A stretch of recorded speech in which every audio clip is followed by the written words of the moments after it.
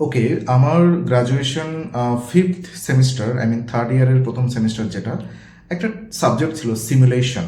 তো আহ, আমরা কি একটি সিমুলেশনের ভিতরে বাস করছি? হ্যাঁ, এই টপিকটা নিয়ে আমি কথা বলবো আজকের। একটা অদ্ভুত প্রশ্ন দিয়েই আমরা শুরু করি। আপনি এখন যে পৃথিবী দেখছেন, যেখানে বাস করছেন, সেটা কি সত্যি বাস্তব?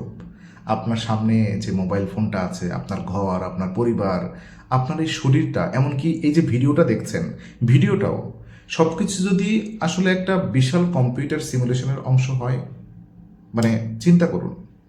তাহলে সবচেয়ে অদ্ভুত ব্যাপার হলো, আপনি যদি সিমুলেশনের ভেতরেই থাকেন, তাহলে সেটা বুঝবেন কিভাবে? কারণ একটা গেমের চরিত্র যদি সত্যি সচেতন হয়, সে তো গেমের বাইরে বেরিয়ে গিয়ে দেখতে পারবে না যে গেম চলছে না। তো আজকের গল্পটা এখান থেকেই শুরু। ধরুন, আহ, আমি একটা অত্যন্ত অ্যাডভান্স ভিডিও গেম তৈরি করলাম। এই গেমের পৃথিবীটা এতটাই বাস্তব যে সেখানে মানুষ আছে, শহর আছে, গ্রাম আছে, সমুদ্র আছে, গাছপালা, আকাশ আছে। তো এবং ফিজিক্সের যে নিয়মগুলো সেটাও আছে। তো গেমের ভেতরের মানুষগুলো জন্মায়, বড় হয়, কাজ করে, প্রেমে পড়ে, ঝগড়া করে, এমনকি তারা সায়েন্স নিয়েও গবেষণা করে। একদিন সেই গেমের একজন সায়েন্টিস্ট প্রশ্ন করলো, আমরা যে পৃথিবীতে বাস করছি সেটা কি আসলেই বাস্তব? বোঝার চেষ্টা করুন। ওই গেমের ভেতরেই একজন সায়েন্টিস্ট জিজ্ঞেস করলো এই কোশ্চেনটা, আমরা যে পৃথিবীটা বাস করছি এটা কি বাস্তব? আর আরেকজন সায়েন্টিস্ট বলল, অবশ্যই বাস্তব। দেখো, এখানে ফিজিক্সের নিয়ম আছে, ম্যাথমেটিক্স আছে, সব কিছু একটা কনসিস্টেন্ট রুলস আছে। কিন্তু বাহিরে বসে থাকা প্রোগ্রামার মানে যখন তখন হাসবে, কারণ সে জানে পুরো পৃথিবীটাই তাই কম্পিউটারের মধ্যে চলছে, ওই যে গেমের পৃথিবীটা। তো এখন প্রশ্ন হলো, আমাদের ইউনিভার্সের ক্ষেত্রেও কি একই ঘটনা ঘটতে পারে? হ্যালো, আমরা কি কারোর দ্বারা নিয়ন্ত্রিত হচ্ছি, কোনো কম্পিউটার প্রোগ্রামের দ্বারা? এই ধারণাটা প্রথম কে বলেছিলেন? এখানে একটা গুরুত্বপূর্ণ নাম আসে, নিক বস্ট্রম। অক্সফোর্ড ইউনিভার্সিটির একজন ফিলোসফার নিক বস্ট্রম 2003 সালে একটি বিখ্যাত পেপার প্রকাশ করেছিলেন, are you living in a computer simulation. আপনি কি একটা কম্পিউটার সিমুলেশনের ভেতরে বাস করছেন? কিন্তু মজার ব্যাপার হলো, বস্ট্রম বলেনি আমরা অবশ্যই সিমুলেশনের মধ্যে বাস করছি, বরং তিনি একটি লজিক্যাল আর্গুমেন্ট তৈরি করেছিলেন। তার আর্গুমেন্ট মোটামুটি এমন ছিল যে, ভবিষ্যতে যদি কোনো অ্যাডভান্স সিভিলাইজেশনের শক্তিশালী কম্পিউটার তৈরি করতে পারে, যে তার নিজেদের পূর্বপুরুষ বা অতীত সিভিলাইজেশনের অসংখ্য রিয়েলিস্টিক সিমুলেশন চালাতে পারে, তাহলে মোটামুটি তিনটি সম্ভাবনা একটি সত্য হতে পারে। তো সম্ভাবনার প্রথমটি হচ্ছে, এক নম্বর, মানুষ বা ভবিষ্যৎ সিভিলাইজেশন সেই অ্যাডভান্স স্টেজে পৌঁছানোর আগেই ধ্বংস হয়ে যাবে। দুই, তারা অ্যাডভান্স সিভিলাইজেশনে হলেও এমন সিমুলেশন তৈরি করতে চাইবে না, অথবা তা করার ক্ষমতা থাকবে না। তিন, যদি তারা প্রচুর সংখ্যক এমন সিমুলেশন তৈরি করে, তাহলে তারা আই মিন আমরা সেই সিমুলেশনগুলোর একটির মধ্যে থাকার সম্ভাবনা উড়িয়ে দেওয়া যায় না। রাইট? তো শুনতে একটু অদ্ভুত লাগে, হ্যাঁ অবশ্যই সেটাই অদ্ভুত, কিন্তু এখানেই গল্পটা ইন্টারেস্টিং হয়ে ওঠে। এরপর ইলন মাস্ক কি বললেন? এটা 2016 সালে একটা বিষয়কে হঠাৎ করে মেইন স্ট্রিম মিডিয়ায় চলে আসে, মানুষের আলোচনায় চলে আসে, কারণ একজন মানুষ এটা নিয়ে খুব জোরালোভাবে কথা বললেন, ইলন মাস্ক। 2016 সালে সেটা ছিল কোর্ট কনফারেন্সের, মাস্ককে প্রশ্ন করা হয়েছিল, আমরা কি কম্পিউটার সিমুলেশনের মধ্যে বাস করতে পারি? মাস্কের যুক্তিটা ছিল বেশ ইন্টারেস্টিং। তিনি বলেছিলেন, প্রায় 40-50 বছর আগে আমাদের ভিডিও গেম ছিল একটা পং, হ্যাঁ, দুটি সাদা দাগ আর একটা ছোট বল। কিন্তু কয়েক দশকের মধ্যে আমরা পৌঁছে গেছি photo realistic 3D graphics, massive multiplayer world, virtual reality এর মতো প্রযুক্তিতে। তো এখন ধরুন, এই টেকনোলজি যদি আরও কয়েকশো বা কয়েক হাজার বছর উন্নত হয়, তাহলে এমন সিমুলেশন তৈরি করা কি সম্ভব নয়? আই মিন কোশ্চেন করছে, যা বাস্তব আর সিমুলেশনের মধ্যে পার্থক্য করা কঠিন করে দেবে।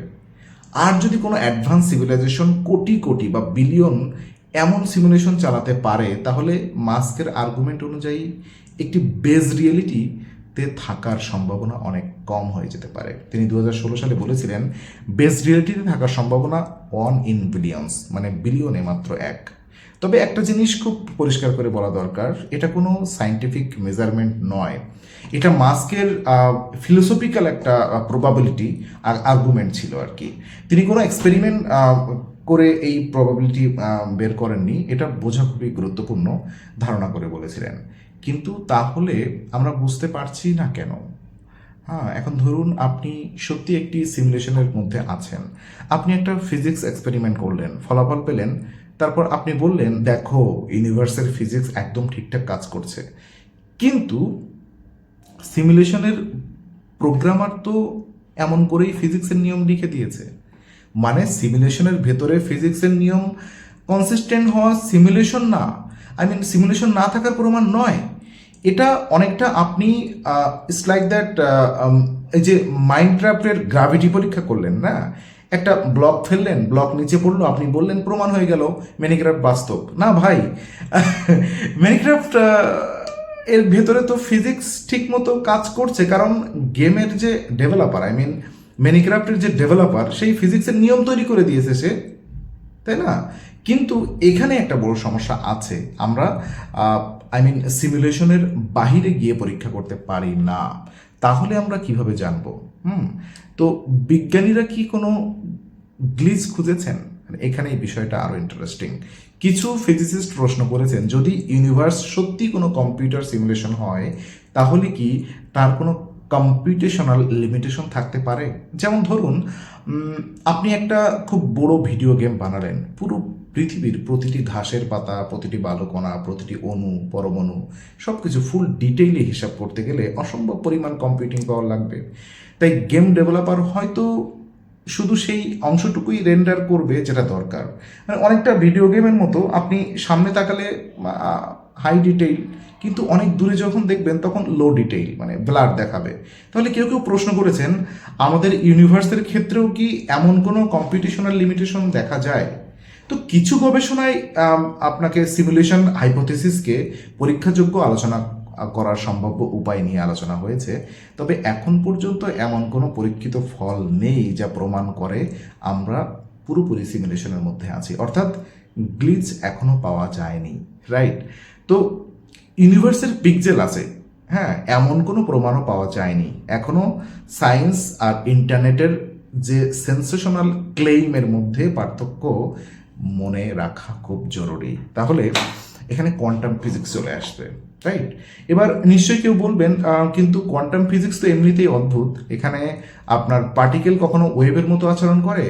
দেন এখানে অবজারভেটরি গুরুত্বপূর্ণ, অবজারভেশনটা গুরুত্বপূর্ণ, কোয়ান্টাম এন্ট্যাঙ্গলমেন্ট আছে, প্রবাবিলিটি দিয়ে ন্যাচারের অনেক কিছু ডিসক্রাইব করতে হয়। তাহলে এটা কি সিমুলেশনের প্রমাণ? না। কারণ কি, কোয়ান্টাম মেকানিক্স অদ্ভুত, এটা সত্যি, কিন্তু অদ্ভুত মানেই যে সিমুলেশন এমন কোনো সায়েন্টিফিক রুল নেই।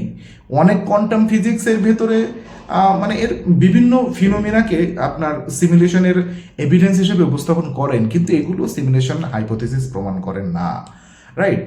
আর কারণ কোয়ান্টাম মেকানিক্সের জন্য সিমুলেশন অ্যাজাম্পশনের দরকার নেই। ফিজিক্স নিজস্ব যে ম্যাথমেটিক্যাল ফ্রেমে চলে, এবং ম্যাথমেটিক্যাল ফ্রেম দিয়েই এই ফিনোমেনাগুলো এক্সপ্লেন করতে পারে। এখানে আরেকটা ইন্টারেস্টিং রিসার্চের কথা বলি, ডেভিড কিপিং, কলম্বো ইউনিভার্সিটির উনি ছিলেন অ্যাস্ট্রোনমার আর কি, হ্যাঁ, কলম্বিয়া ইউনিভার্সিটির। 2020 সালে তিনি বেসিয়ান রিজনিং ব্যবহার করে সিমুলেশন আর্গুমেন্ট বিশ্লেষণ করার চেষ্টা করেন। তার যে অ্যানালাইসিসের একটি গুরুত্বপূর্ণ দিক হলো সেটা ছিল, আমি ধরে নিই আমরা যদি সিমুলেশন তৈরি করা সম্ভব আমাদের ক্ষেত্রে, এবং সিভিলাইজেশনগুলো অসংখ্য সিমুলেশন তৈরি করতে পারে, তাহলে প্রবাবিলিটি এর হিসাব এরকম দাঁড়ায় যে, কিন্তু সিমুলেশন তৈরি করা আদৌ সম্ভব কি না। এবং